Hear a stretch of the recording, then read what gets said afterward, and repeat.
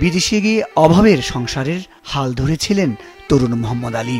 তার পাঠানো রেমিটেন্স থেকে একটু একটু করে জমিয়ে নতুন ঘর বানানো শুরু করেন তার পরিবার। দেশে এসে কিছুদিনের মধ্যে বিয়ে করে নতুন জীবন শুরু করার স্বপ্ন বুনছিল মোহাম্মদ আলী। বাবা অন্ধ হাফেজের অভাব আর দারিদ্রতার সংসারের সচ্ছলতা ফিরিয়ে আশার আলো জ্বালিয়েছিলেন আলী। আর আমার আব্বু আব্বুর কাছে আমার দোয়া করে।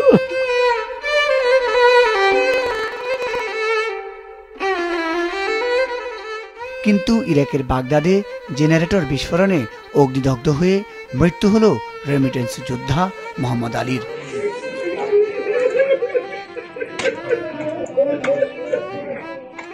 সংসারের একমাত্র উপার্জনক্ষম ব্যক্তির করুণ মৃত্যুতে পরিবারে এখন শোকের মাতম চলছে।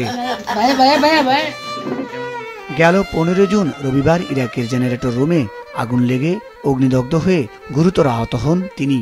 তাকে আশঙ্কাজনক অবস্থায় হাসপাতালে ভর্তি করা হয়। অবশেষে 17 জুন মঙ্গলবার হাসপাতালে চিকিৎসাধীন অবস্থায় মৃত্যু হয় মোহাম্মদ আলীর। এ খবর তার গ্রামের বাড়ি ভোলা সদর উপজেলার পূর্ব বাপ্তা চুয়াখালী এলাকায় পৌঁছালে পরিবারের সদস্যরা কান্নায় ভেঙে পড়েন।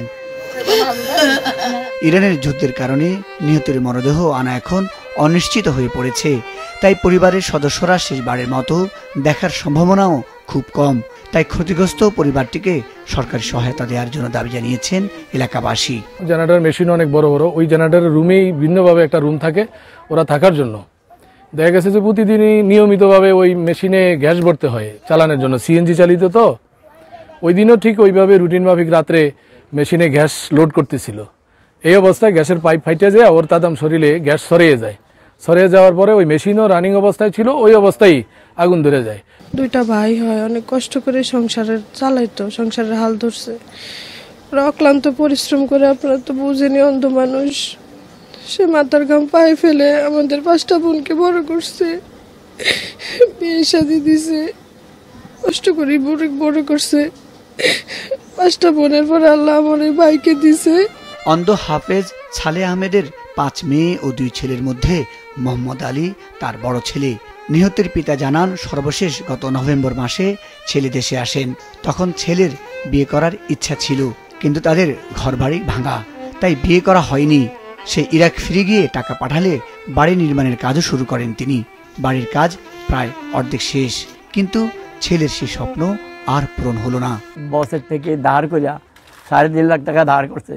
এই যে বসের আন্ডারে কাজ করে, এই দিস পাঠিয়েছে, এই দিয়া কিছু ইট দিয়া ঘর নির্মাণের কাজ শুরু করছি আর কি।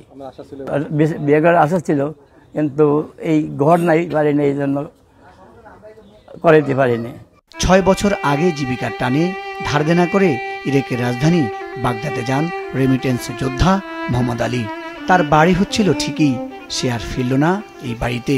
বিয়ে করে নতুন বধূকে নতুন ঘরে তোলাও আর হলো না। এমনকি তার মরদেহ আর বাড়িতে আসাটাও অনেকটা অনিশ্চিত। মুজাহিদ সাকিব, মাছরাঙ্গা নিউজ ডেস্ক।